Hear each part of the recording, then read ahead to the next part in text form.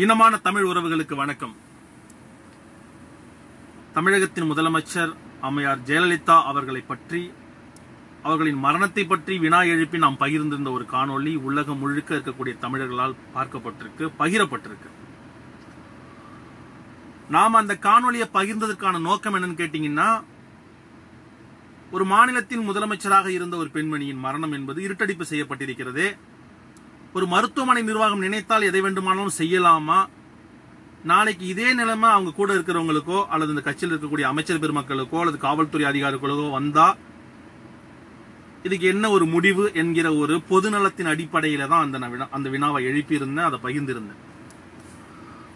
இன்னும் சொல்ல போனா, என்னை தனிச்செய்தியிலே தொடர்பு கொள்ளக்கூடிய ஏராளமான உறவுகள், தமிழ் உறவுகள் எனக்கு வாழ்த்துக்களை சொன்னாலும், ஒரு சில உறவுகள் நான் என்ன சாதி, நான் எங்க இருக்கேன், என் குடும்ப பின்னணி என்ன என்பதை தெரிந்து கொள்வதற்கு ஆர்வமாக இருக்கிறீர்கள். என்னுடைய சாதியையும் மதத்தையும் மறைத்துக் கொண்டு புரட்சி போராளி வேஷம் போடுறதுக்கு நான் தயாரில்லை. நான் அரசியல்வாதி கிடையாது, ஒரு சாமானியன். நான் திரும்ப திரும்ப சொல்றது, ஒரு விவசாயியுடைய பையன், அவ்வளவுதான். எனக்கு எந்த பின்புலமும் கிடையாது. ஆனா ஏதோ கொஞ்சம் படிச்சுட்டு என்னோட 6வது அறிவு வேலை செய்யறதாலேயோ என்னவோ தெரியல, எனக்கு சில சமூக அவலங்களை பார்த்துட்டு ஈஸியா கடந்து போக முடியாது. நான் படிக்கிற காலத்துல அப்படிதான் இருந்துட்டு இருக்கேன். என்னோட கல்லூரியில் பயின்ற மாணவர்களை கேட்டால் தெரியும், எனக்கு கூட படிச்ச சக நண்பர்களை கேட்டால் தெரியும். கல்லூரியில ஒரு சின்ன பைப்ல தண்ணி வரலன்னா கூட அது சீர் செய்யும் வரைக்கும் நிர்வாகத்தை நான் பிரச்சனை பண்ணி காலேஜ் கேட்டை எடுத்து மூடி அதற்கான தீர்வை எட்டி விட்டு தான் நான் உள்ள நுழைவேன், கடந்த கிட்டத்தட்ட ஒரு 15 ஆண்டுகளுக்கு முன்பு. அதே மாதிரி இந்த காவிரி நதிநீருக்காக தமிழக அளவிலே இருக்கக்கூடிய கல்லூரிகளில, நான் படிச்ச கல்லூரியில தான் மிகப்பெரிய போராட்டம் நடத்தி 2-3 நாட்களுக்கு சாலை மறியல் நடத்தி என்னுடைய தலைமையில அந்த நேரத்தில் எல்லா பத்திரிகையிலும் வந்துச்சு, 2002 அந்த வாக்குல. இப்படி என்னால முடிஞ்சதை, என் சக்திக்கு உட்பட்ட விஷயங்களை நான் முன்னெடுத்துக்கிட்டு இருக்கேன். நான் படிச்ச படிப்புக்கு என் தாய்நாட்டில் வேலை கிடைக்கலையேங்கிற ஒரு ஆதங்கம் எனக்கு. அந்த அடிப்படையில் நான் சிங்கப்பூருக்கு வந்தேன். சிங்கப்பூர் என்கிற ஒரு நாட்டில் நான் கால் எடுத்து வச்சதுக்கு அப்புறம் நான் புரிஞ்சுக்கிட்ட ஒரு மிகப்பெரிய விஷயம், ஐயா லீ குவான் யூ என்கிற ஒரு மகான், ஒரு மாபெரும் மனிதர் தன்னுடைய ஒற்றை கனவை பூர்த்தி செய்து அதை எல்லாத்தையும் செயல்படுத்தி ஒரு நாடை, அதாவது ஒரு குன்றுகளாலும் காடுகளாலும் சூழப்பட்டிருந்த ஒரு சிறிய நாட்டை உலகமே திரும்பி பார்க்கக்கூடிய அளவுக்கு மாற்றியிருக்காரு. இன்னைக்கு உலகத்திலே காஸ்ட்லியான மனிதர்கள் வாழக்கூடிய நாடுகளின் பட்டியலில் சிங்கப்பூர் முதலிடத்தில் இருக்கு. சிங்கப்பூர்ல ஊழல் கிடையாது, அரசியல் கட்சி பொதுக்கூட்டங்கள் கிடையாது, மாநாடு கிடையாது,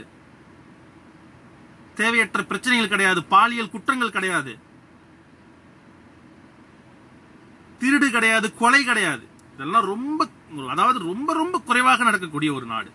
இந்த மாதிரியான ஒரு கட்டமைப்பை பார்க்கும்பொழுது எப்படி இந்த ஒரு மனிதரால இவ்வளவு பெரிய விஷயத்தை சாதிக்க முடிஞ்சிச்சு அப்படின்னு யோசிச்சு பார்க்கும்பொழுது, சிங்கப்பூர்ல இருக்கக்கூடிய மக்கள் எல்லாரும் அந்த தலைவருடைய சிந்தனைக்கு ஒத்து போனாங்க. இந்த நாட்டில் அது சாத்தியமாச்சு. கிட்டத்தட்ட நான் ஒரு 5-6 நிறுவனங்களுக்கு மேலாக சிங்கப்பூர்ல பணிபுரிந்திருப்பேன். நான் சகல சாதியை சார்ந்த தமிழகத்திலிருந்து வருகை புரிந்திருக்கக்கூடிய நண்பர்களோடு இணைந்து பணிபுரிந்திருக்கிறேன். நான் ஒரு மேற்பார்வையாளர் என்பதால என்னுடைய வேலையிடத்துல எனக்கு கீழே ஒரு 40-50 ஒர்க்கர்கள், வேலையாட்கள் வேலை பார்ப்பாங்க. கொஞ்சம் கூட சாதி ரீதியாகவோ மதம் ரீதியாகவோ அவங்கள்ட்ட நான் பாகுபாடு காட்டியதே இல்லை. என் மனைவி சமைச்சு கொடுக்குற சாப்பாட்டை கூட எடுத்துட்டு போயிட்டு என்னோட ஆபீஸ்ல உட்காந்து சாப்பிடாம இன்றளவும் நான் என் கூட பணிபுரியக்கூடிய சக ஊழியர்களோட தான் சாப்பிட்டு இருக்கேன், பகிர்ந்து. காரணம் என்ன கேட்டீங்கன்னா, மனிதனுக்கு மனுஷன் என்ன ஒரு வேறுபாடுங்கிற நிலைப்பாடு என்னுடையது. குடும்பத்தை பிரிஞ்சுட்டு, உறவுகளை பிரிந்து விட்டு வெளிநாடுகளில் உட்கார்ந்து வேலை கஷ்டப்பட்டு இருக்க ஊழியர்களோட கஷ்ட நஷ்டங்களை பகிர்ந்துகிட்டு இருப்பேன். என் கூட பல தமிழ் சாதியை சார்ந்த சகோதரர்கள் பழகுவாங்க.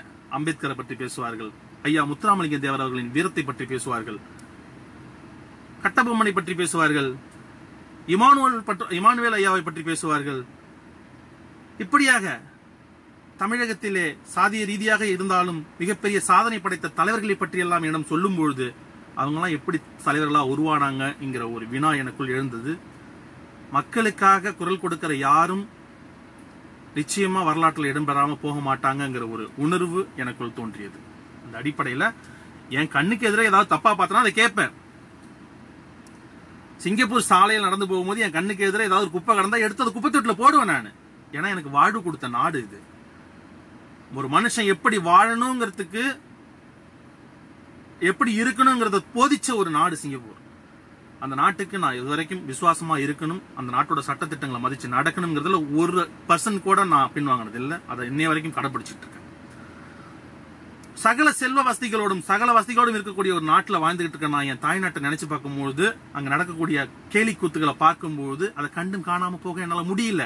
நான் அனுபவிக்கிற சந்தோஷங்களை எனக்கு பின்னாடி வரக்கூடிய என் தமிழ் சமுதாயம், என்னுடைய ஊர்ல இருக்கிற என் சக நண்பர்களும், என்னுடைய சுற்றி இருக்கக்கூடிய உறவினர்களும் எப்ப அனுபவிக்க போறாங்கிற ஒரு கோபம் மனசுக்குள்ள வருது.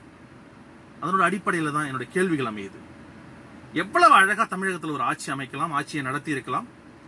அம்மையார் அவர்கள் மரித்து போய்விட்டார்கள், இறந்து போனவர்களை பற்றி அவதூறு பேசக்கூடாது.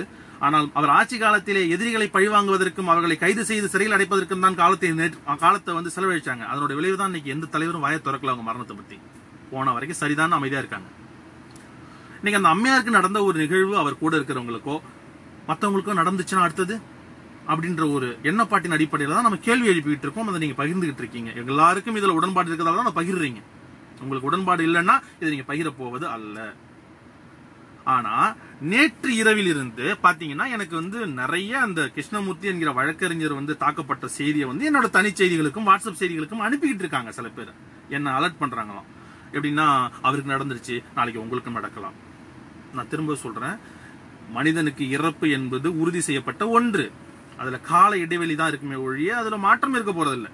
நான் இன்னைக்கு இறந்து போனா நீங்க எல்லாம் இன்னும் ஒரு 50 வருஷம் 100 வருஷம் கழிச்சு இறந்து பின்னாடி வர போறீங்க, அவ்வளவுதான். நான் வாழ்ந்துட்டு போனதுக்கான சுவடை இந்த மண்ணுல பதிச்சுட்டு போன ஆசைப்படுறேன், அவ்வளவுதான். நான் வாழ்ந்தேன் இருந்தேங்கிறதுக்கான ஒரு சுவடை இந்த மண்ணுல பதிச்சுட்டு போன ஆசைப்படுறேன். சும்மா மத்தவங்கள மாதிரி கூட்டத்தில் நின்று விசில் அடிச்சுட்டு கைத்தட்டு போதில் எனக்கு உடன்பாடு இல்லை. தப்ப பார்த்துட்டு என் சாதிகாரன் தப்பு செய்யறான் அதனால அதை மூடி மறைக்கணும், அடுத்த சாதிகாரன் தப்பு செஞ்சிருக்கான் அதை ஊதி பெருசாக்கணும் என்பது என்னோட நிலைப்பாடு அல்ல. ஏன் சாதிகாரம் பண்ணாலும் தப்பு தான், எதிர் சாதிகாரன் நல்லது செஞ்சாலும் அது ரைட்டு தான். அதுதான் என்னோட நிலைப்பாடு. அப்படித்தான் இருக்கணும் இந்த சமூகம் நான் நினைக்கிறேன். ஏன் என் பேருக்கு பின்னாடி சாதியை போட்டுக்கல, ஏன் என் பேருக்கு பின்னாடி நான் வந்து என் சாதியை தூக்கி பிடிக்கலன்னு கேட்டீங்கன்னா, என் சாதியை தூக்கி பிடிக்க கூடாத அளவுக்கு ஒன்றும் மோசமான சாதி கிடையாது. ஏன்னா இந்த சமூகத்துல நான் வாடுறதுக்கு ஒவ்வொரு விஷயத்துக்கும் மற்ற சாதியை எதிர்பார்த்துக்கிட்டு இருக்கிற இந்த காலகட்டத்தில் எந்த அடிப்படையில என் சாதியின் பெயரை என் பேருக்கு பின்னாடி போடுவேன் அப்படிங்கிற ஒரு குற்ற உணர்வு தான். என்னோட தேவைகள் அத்தனையும் என் சாதிக்காரர்களால் என்னால் பூர்த்தி செய்து கொள்ள முடியும் பொழுது நிச்சயமா என் பேருக்கு பின்னாடி இந்த மாதிரின்னு போட்டுப்பேன். கிருஷ்ணமூர்த்தி தாக்கப்பட்டு விட்டார், அடுத்தது நீங்க தான் 2 பேரும் தான் குரல் கொடுத்தீங்க.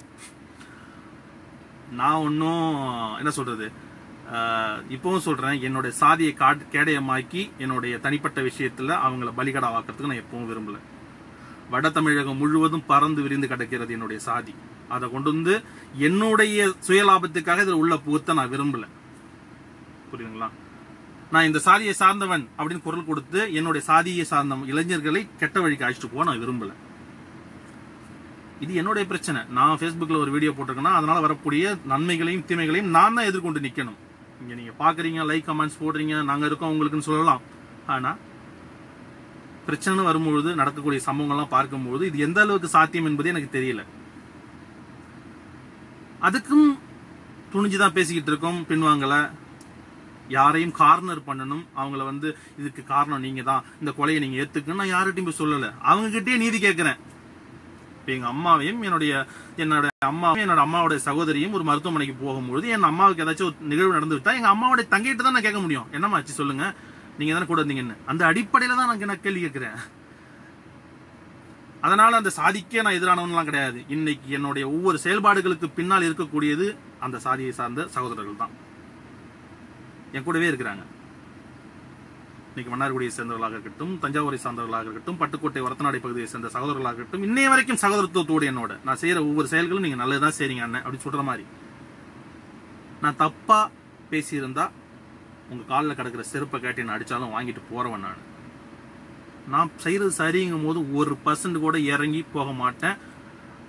ஒருவேளை அந்த கிருஷ்ணமூர்த்திக்கு நடந்தது மாதிரி கைபேசியில மன்னிப்பு கேட்டு அப்படின்னு ஒரு சூழ்நிலை வந்துச்சுன்னா அவங்க கையில இருக்க கத்தியை பிடிங்கி நானே என் கழுத்தை அறுத்துக்கிட்டு சாவனே ஒழிய ஒரு அடி முன்னாடி வச்சதை பின்னாடி எடுத்து வைக்கவே மாட்டேன். ஏன் நான் பின்னாடி போகணும்? நான் என்ன தப்பான கேள்வியை முன் வச்சுட்டேன்? அந்த மாதிரியான நிலைப்பாடு தான் என்னுடைய. ஒரு நல்ல விஷயத்துக்கு தோல் கொடுக்கணும், நல்ல விஷயத்துக்கு தொடர்ந்து குரல் கொடுக்கணுங்கிறது என்னுடைய கொள்கையா நான் வச்சிருக்கேன். அதுக்கு ஆதரவு தெரிவிக்கிறவங்க தெரிவிக்கலாம், எதிர்ப்பு தெரிவிக்கிறவங்க தெரிவிக்கலாம். ஏன்னா ஒரு பொதுவெளியில ஒரு விஷயத்தை பேசும்போது நமக்கு எல்லாமே சாதகமா வரணும்னு நம்ம நினைக்க கூடாது. ஆனா ஒரு சாதிய ரீதியா அதை கார்னர் பண்ணாதீங்க. இது தேவையில்லாத ஒரு விஷயம். எங்க அப்பன் குதிரைக்குள்ள இல்லைன்னு நீங்களா வாண்டடா வந்து வண்டியில ஏறாதீங்க. சட்டம் இருக்கு, கடவுள் இருக்காரு. அந்த அம்மையாருக்கு என்ன நடந்ததுங்கிறது காலப்போக்கில் வெளியில வரதான் போகுது. அது எந்த மாற்றமும் இல்லை. அன்னைக்கு பேசிக்கலாம் நம்ம. ஏன்னா இறைவன் மேலையும் நான் சார்ந்திருக்கக்கூடிய தமிழ் சமூகத்தின் மீதும் எனக்கு நம்பிக்கை இருக்கு. என் நண்பர்கள் மீது எனக்கு நம்பிக்கை இருக்கு. அப்படி இந்த களத்திலே இந்த துரை கோபி என்பவனின் உயிரை பலி கொடுத்து தான் ஒரு விஷயம் நடக்கணும்னு இருந்தா தாராளமா நான் ஊருக்கு வரும்போது என்னை யார் வேணாலும் என்ன வேணாலும் வந்து செஞ்சுக்கலாம். காத்துக்கிட்டு இருக்கேன். நன்றியும் வணக்கங்களும். ஹாய் ஃப்ரெண்ட்ஸ், இந்த வீடியோ உங்களுக்கு பிடிச்சிருந்தா லைக் பண்ணுங்கள், ஷேர் பண்ணுங்கள், ஆன்லைன் பிஏ சப்ஸ்கிரைப் பண்ணுங்கள். தேங்க்யூ.